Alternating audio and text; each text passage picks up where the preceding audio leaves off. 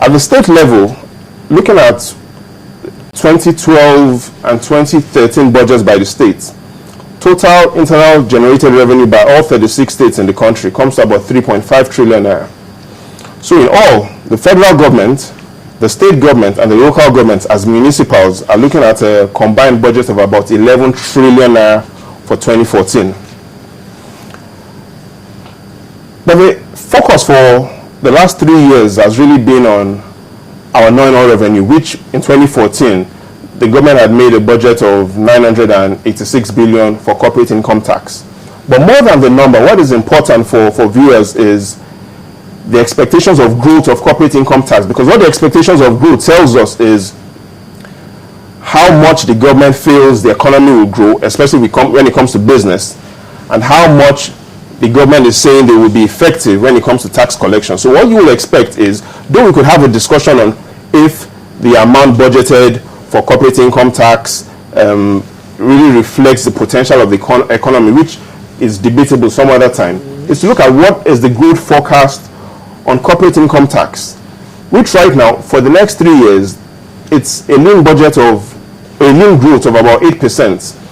So we need to ask ourselves as a country that if our corporate income tax collection is growing by just about 8%, it's either the government is saying the growth projections in terms of the viability of companies and the profitability of companies is slim, or the government isn't placing so much of a high confidence on his ability to more effectively collect taxes. But we should also ask what it's been in the past. Maybe that would help us answer some of those questions, in terms of if we're having a growth projection of 8%, what is it standing at currently, and what was it in the past? Because we can also see that it was seen that gradually revenue is improving, especially since the days of, is it the establishment of FRS? FRS, yeah. There's been some marked improvement in terms of tax collection. But I think that a senator also did raise that. It was just yesterday, Senator Adetunbi was speaking with one of our correspondents, and he mentioned how we were supposed to move away from that. Do you think that the fact that he had been able to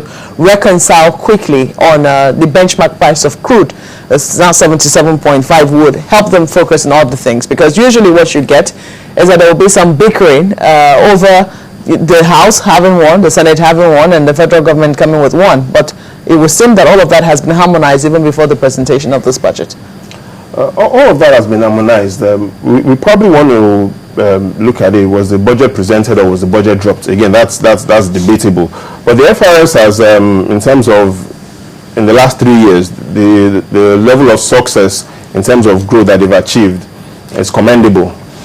However, compared to the potential of the economy, especially if we so much believe in diversifying, we need to grow our non-oil revenue, corporate income tax, value-added tax, not by the current projected 8, 4, or 5%. We need to grow northwards.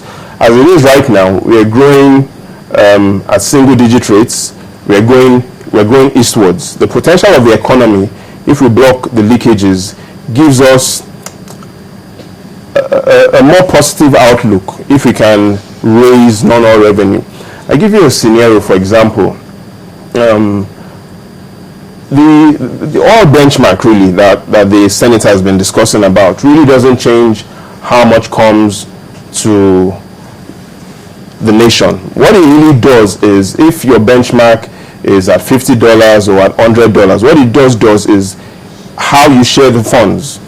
So if the government budgets on $7.5 and sells oil above $75, the funds goes into excess crude. So it doesn't change how much we earn. There's also a cap to the amount of oil we could sell in terms of volumes. So the potential for growth for oil revenue is quite slim. Most of the potential for the economy lies in non-oil revenue, especially if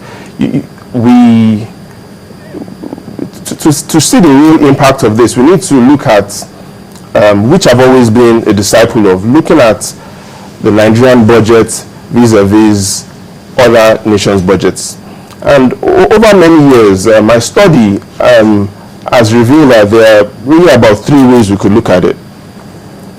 If we want to look at it as the best case estimates and where we want to be in future, we will be comparing ourselves with the likes of the United States. Currently, the United States in Naira equivalent for 2014 has a budget of 602 trillion Naira. Like I said, that would be the most beautiful state we could find ourselves in. Even though the United States has a population double ours, if we were to look at that budget per person, what we should be having today would be a budget of about 302 trillion Naira. But we understand that that's an extreme case. A more moderate case would be to look at South Africa.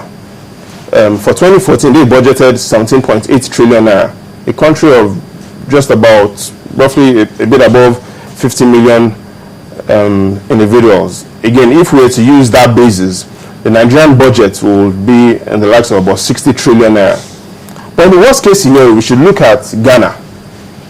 Even though Ghana has a budget for 2014 in Naira terms of just 1.7 trillion Naira, as a country, Nigeria, we look at our budget of 4.6 trillion Naira, but Ghana's budget of 1.7 trillion Naira is just for about 25 million people.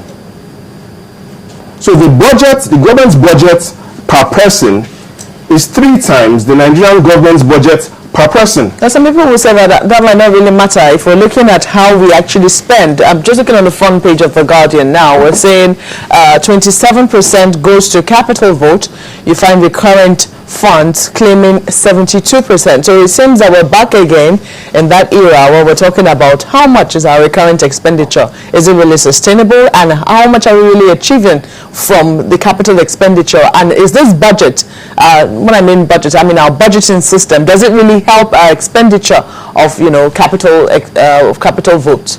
You're totally correct. We're back to the days of a lot of money going into capital expenditure rather than so we're back to days where a lot of money is going back into recurrent expenditure. And we also now have to look at some of the comments the Minister of Finance said. Clearly, she had used some positive words. She had talked about jobs. She had talked about agriculture. She had talked about the mines. She had talked about industries, which are positive words to use. However, what is missing is the how. About 2006, when the discussion about job creation really was on the front burner, the government spent 1.9 trillion Naira as aggregate expenditure in 2006. At the end of that year, effectively, the government checked unemployment numbers and discovered that the number of unemployed Nigerians in 2006 was 7 million. So clearly, the way it worked was, next year, the government took a stronger position to try to reduce unemployment. So in 2007, the government increased the budget by 26%. So in 2007, the budget became 2.4 trillion Naira. But unfortunately, at the end of 2007, even though the government had significantly by 26% increased the budget, the number of unemployed Nigerians, which is what is critical to the masses, increased. Then in 2008, the government then decided that... You have to also note that 2007 was an election year. 2007 was an election year. There was more spending, but even though there was significantly more spending, unemployment still nudged forward. Then in 2008, there was still much more spending. So in 2008, the government increased its expenditure by an additional 32%. And then what happened to unemployment? It moved from 7.5 million to 9.1 million. So clearly what has happened is spending by the government isn't creating sufficient jobs. But they say that's the whole essence of this particular budget, to actually help curb unemployment. But the point is, if within 2 years the government had increased its budget by as much as 56%, and unemployment rates and number of unemployed Nigerians still went up, we should then ask ourselves what will happen in this case when the budget is just going up by about 3-4%. As at 2006 and 2007, the discussion that the government was having was private sector-led growth, private sector-led jobs. Today, since the discussion is going back to public sector-led jobs, one of the major issues why there are no jobs in the country and why, even though the government is increasing its budget and spending more, unemployment is still getting worse, is because of the poor quality of our educational system. If I borrow the words of St. Augustine, who said, an unjust law is no law at all. We could rephrase it to say, poor quality education is no education at all.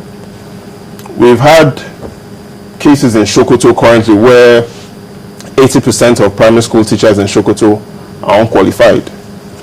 In Bauchi, 10,000 out of the 17,000 primary school teachers on the government's payroll are unqualified.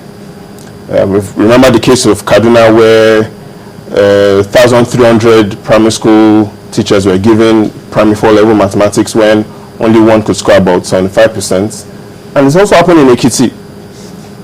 So what we need to focus on before jobs is we need to fix our educational system, most especially because available data shows that 93% of primary school children attend public primary schools. On the second side, as at this morning, the news that came out from WAEC show that the failure rate of students is increasing.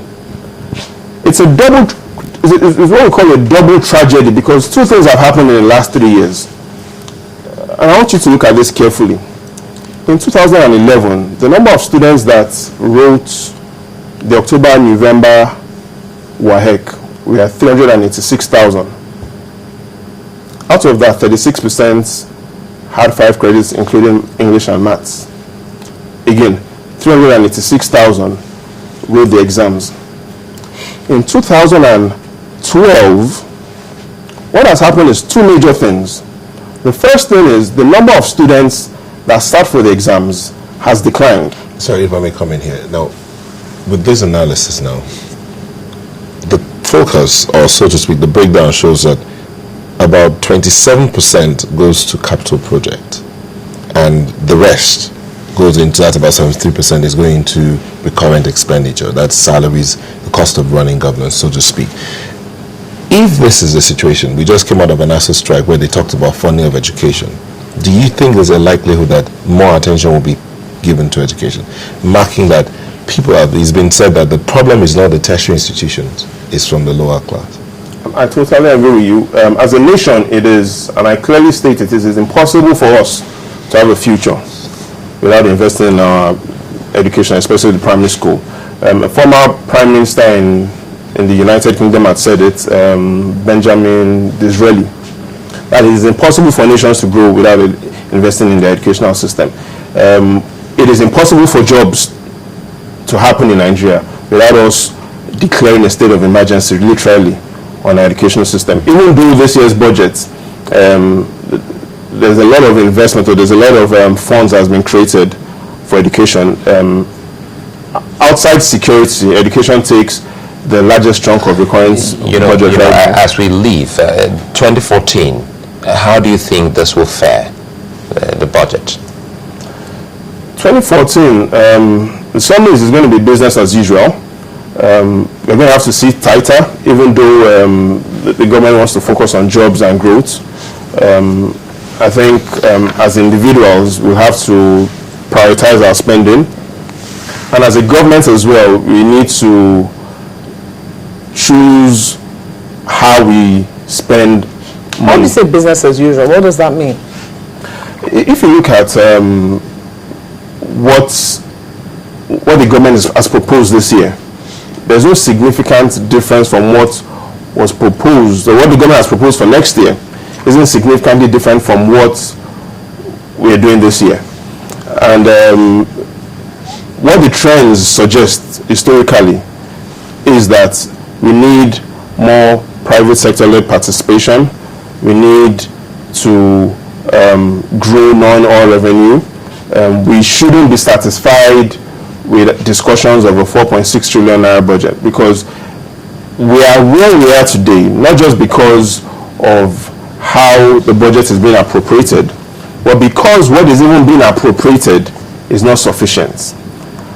until what is being appropriated becomes sufficient, there would always be an issue of the budget having an impact. There will always be an issue of how many lives has the budget impacted. So the first premise that as a nation we should look at is what will be sufficient and what will be our ideal budget. As well as growing a non-oil economy. As well as growing a non-oil income. President Ogunsowo would like to thank you very much. He's a Data and Information Analyst. Well, so as Dilla takes a break and we will return.